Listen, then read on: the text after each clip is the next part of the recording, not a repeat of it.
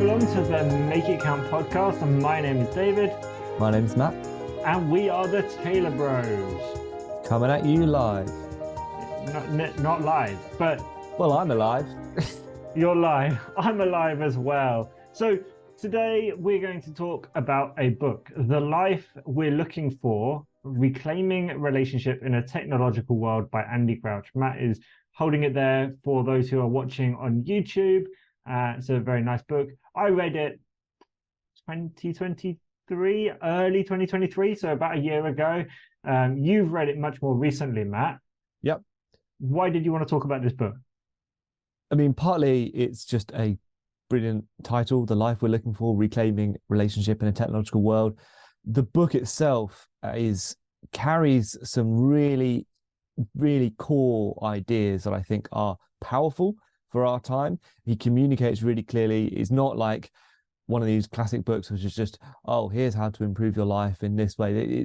He's getting at the core of some of the deep things that are trends in our society that transcend just this cultural moment. They 150 years in the making, some of these things. And I think it's very insightful to help go, oh, this is at the root of some of the symptoms we experience in our day-to-day life, and pointing towards a couple of potential ways forward to get back to a more human way of living, even in a highly technological, highly modern way of life. Yeah, so if I remember rightly, I wrote a few notes on this book, which helped me refresh my memory, but he's sort of opening chapter, maybe prologue, but very near the beginning, it's this idea that there's a child, a baby, a newborn baby in the room. And the first thing they want to do is to be recognized. They're looking for faces. If you look away, they're going to make a fuss about it. And so they want to be recognized. They're looking for those things. In fact, he even says they demand people look at them. Yeah. And he goes on to say that actually somewhere we've lost the art of letting ourselves be recognized. And instead, we're settling for things that are personalized. Yeah. What do you think he meant by that, Matt? Well, I find that so fascinating that in that opening, the beginning of a baby's life, when he tells the story really well, and you're looking for a face, and he kind of closes that section out with, before we knew to look for a mirror, or in today's day and age, a selfie camera, we looked for someone else's face. And it is in the interaction with them, we see them, and we see them looking back at us and recognizing us. What happens in that exchange, he says, is they give us back our personhood, as it was, and we are seeking personal recognition. And of course, what you then see in today's corporate world is personalized this, personalized that, but it is still impersonal. Because you can get your name printed on your shoes or your shirt or something that looks personalized, but it is not actually personal to you because they don't know you. They don't know what you desire and what makes you come alive. Yeah, so the example he gives is of one time when he gets a handwritten note through the door saying, hey, I think you could maybe look for some new windows and this and that. And then he realizes this isn't handwritten.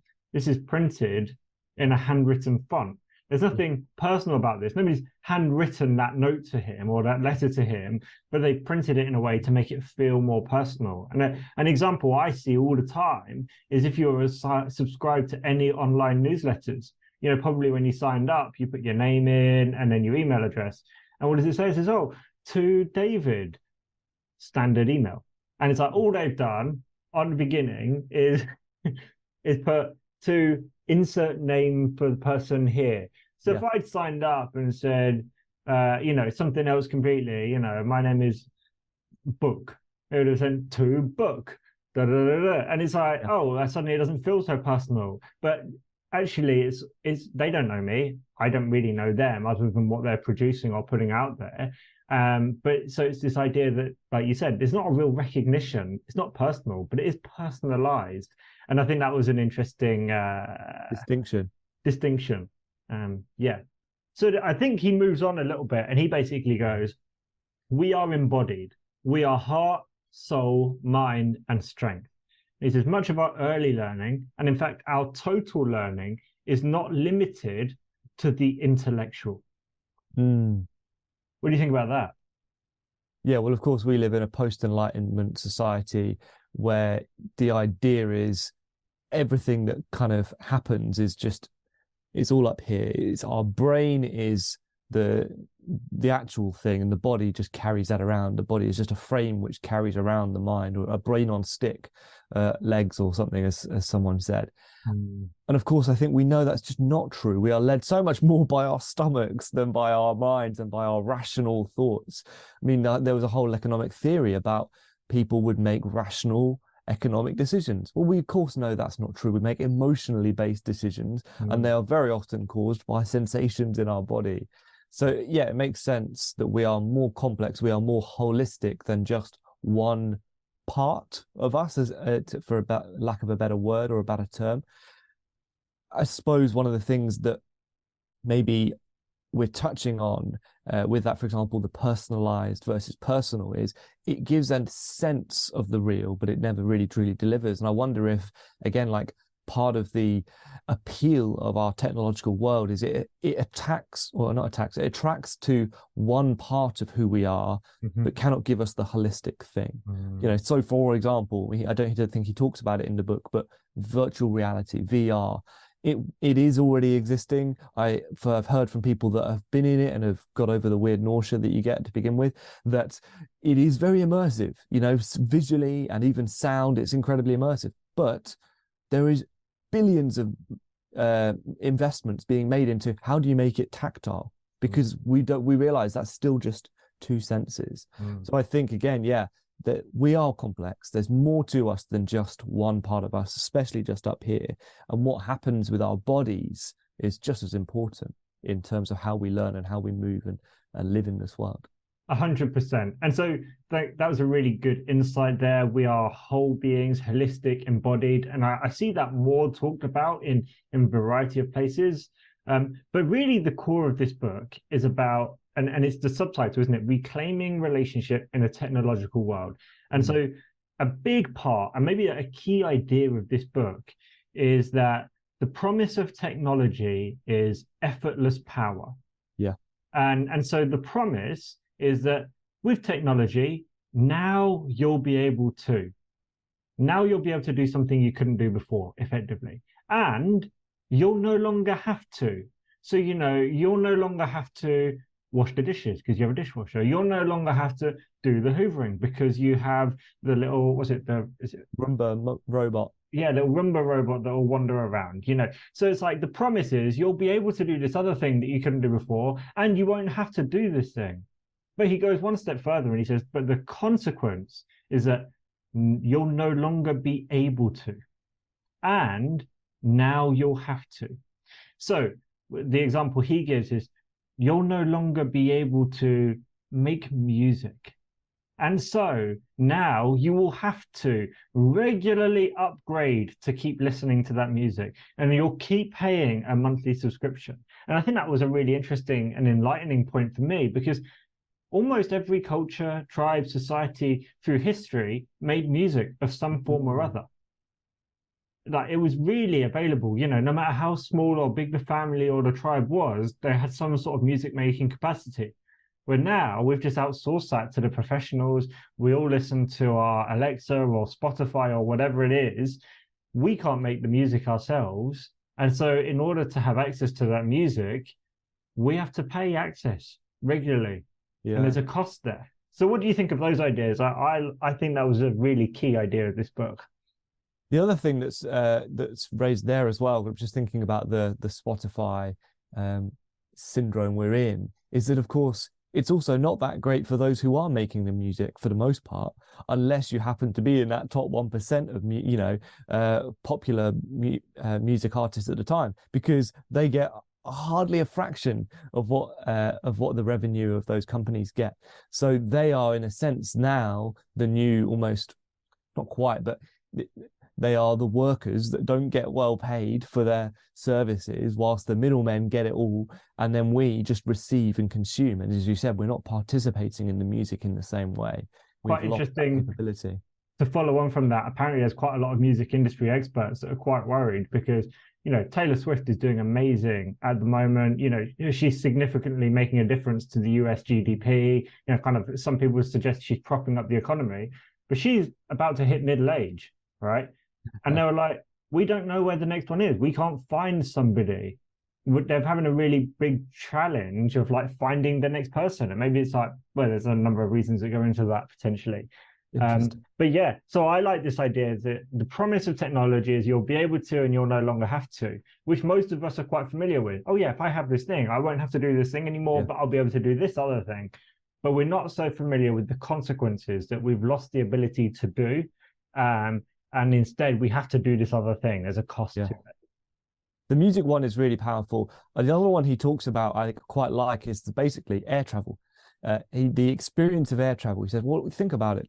We have effectively got what is modern magic. We can now traverse whole continents in a matter of hours. You know, regardless of whether it was minutes or hours, it doesn't really make a difference if you think about that span of distance that we're covering. You know, it might as well be instantaneous teleportation for that matter. So we have gained an incredible capacity, an ability to travel at almost instantaneous speeds. And we no longer have to ride a horse to be able to do that, or walk long distances, or travail dangerous passes. Yet, what have we lost? Well, the experience of being in an airplane, even if you do pay the extra money for a bigger seat and a nicer tray and a nicer screen, you still have to remain basically seated very still for long periods of time, unnaturally still, in what some people have termed a fart tube, and everything gets dulled up there. Apparently, that's one of the reasons why plain food is so bland. Literally, your taste buds they almost switch off a little bit when you're at high altitude, and so they are deliberately simple foods, those sort of things. And what do we end up having? We have a screen 6 inches from our face just to distract us from the fact that we are in a very unnatural position. And so our humanity is diminished in that capability. We have gained a power, and yet we have lost personhood. And he contrasts that to go back to when you had to ride by horseback or travel. Yes, it would take months, weeks, and yet all of your senses would be alive. You would be very aware of the rain or the wind or the sunshine or the smells, the feel of the road under your feet or the saddle. And that would make you come alive in that regard. Yes, of course, there are troubles with that and toils, but yet the experience of being in a tube, sat in a seat, effectively confined to that tiny space, is very diminishing to our humanity. And it's only regained when we get out of the airport at the other end. Yeah, 100%. And I suppose as we sort of draw this conversation in, we're really thinking about this, and again, reclaiming relationship in a technological world. And he's not saying that technology is bad per se, although it does have maybe a spirit or an intention behind it. But actually that our personhood and who we are is about recognized by the people we engage with, by those friendships, by those relationships. Right at the beginning, he talks about a child demands that, and they want to be recognized, and that we've lost the art of letting ourselves be recognized. And we're happy for the lesser, shall we say, we're settling for the lesser of something that is personalized. And so there's a courageousness to letting ourselves be recognized in friendship, in relationship.